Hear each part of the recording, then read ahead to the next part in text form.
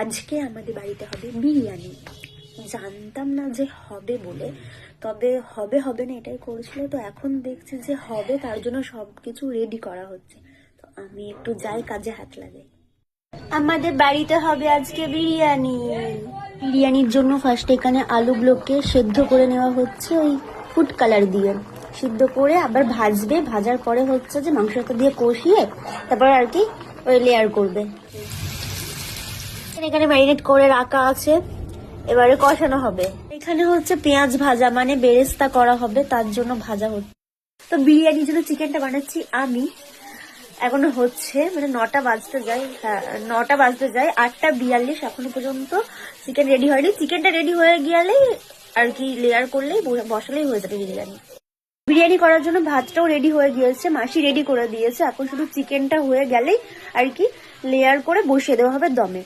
তো আমি ভাবছি কখন হবে আর কখন খালি আমি খাবো। এই যে ভাতটা এখানে তৈরি, দারুণ কালার এসেছে। ছিল রান্না করতে, তো এটা এসে গেছে যখন, এটা দিয়ে আপাতত এখন পেট পুজো করি। তো গরম করছে। হ্যাঁ,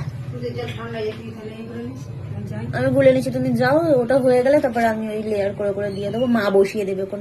তার আগে খাই, খিদে পাচ্ছে একটুখানি খেয়ে। এখন খাচ্ছিস আর ভাত খেতে পারবি তো 9টা বাজে।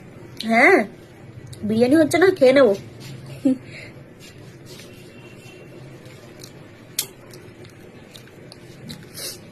খিদে পাচ্ছিল বলেছিলাম, পাশের বাড়ি ভাইয়ের জন্মদিন ছিল, কেক পায়েস চানাচুর এগুলো দিয়ে গেছে। খাই, খেয়ে আপাতত খিদেটা কমে তারপর বিরিয়ানি খাবো।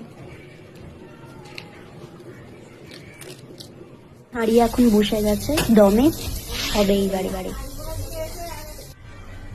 স্যালাড কাটা কমপ্লিট আমার এখানে। টেস্টি টেস্টি সুন্দর বিরিয়ানি, দেখতে হেভি লাগছে। এবার খাওয়া যাক।